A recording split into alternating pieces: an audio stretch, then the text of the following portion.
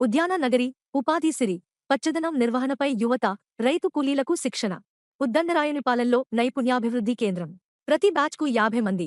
అమరావతిని హరిత నగరంగా తీర్చిదిద్దేందుకు ప్రభుత్వం అడుగులు వేస్తోంది. దీనిని దృష్టిలో పెట్టుకునే గత తెదేపా సర్కారు హయాంలోనే బృహత్ ప్రణాళిక తయారైంది.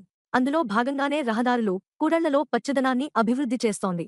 భవిష్యత్తులో నర్సరీలు, పచ్చదనం నిర్వహణలో ఉపాధి అవకాశాలు భారీగా రానున్నట్లు సిఆర్డీఏ అంచనా వేస్తోంది. దీనిని దృష్టిలో ఉంచుకుని రాజధానిలోని యువత, రైతులు, రైతు కూలీలకు ఈ రంగంలో శిక్షణ ఇచ్చేందుకు ప్రత్యేకంగా కేంద్రాన్ని ఏర్పాటు చేసేందుకు అడుగులు వేస్తోంది.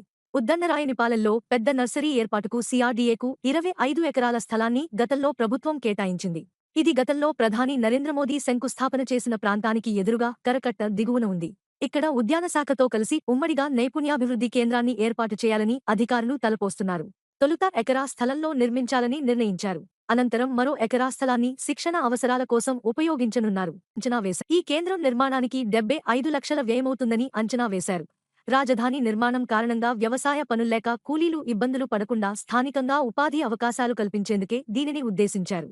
రైతులకిచ్చే రిటర్నబుల్ ప్లాట్లలో పెద్ద ఎత్తున పచ్చదనాన్ని పెంచనున్నారు. పలుచోట్ల నైబర్హుడ్ పార్కులు, చిన్నవి, పెద్దవి కలిపి దాదాపు 400 ఉద్యానవనాలు అభివృద్ధి చేస్తున్నారు. ప్రతి రహదారి పక్కన అవెన్యూ ప్లాంటేషన్ చేయనున్నారు.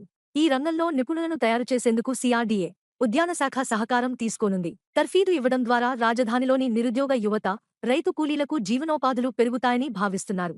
మొక్కలకు అంట్లు కట్టడం, కొమ్మలు కత్తిరించడం, నర్సరీల నిర్వహణలో మెలకువలు, మొక్కల సంరక్షణ తదితర అంశాల్లో శిక్షణ ఇవ్వనున్నారు. అవసరమైన వారిని గుర్తించి ప్రతి బ్యాచ్కు 50 మందికి చొప్పున తర్ఫీదు ఇస్తారు. ప్రభుత్వం నుంచి సూత్రప్రాయంగా ఆమోదం లభించిన తర్వాత పనులు ప్రారంభించనున్నారు. నైపుణ్యాభివృద్ధి కేంద్రం నెలకొల్పనున్న ప్రాంతం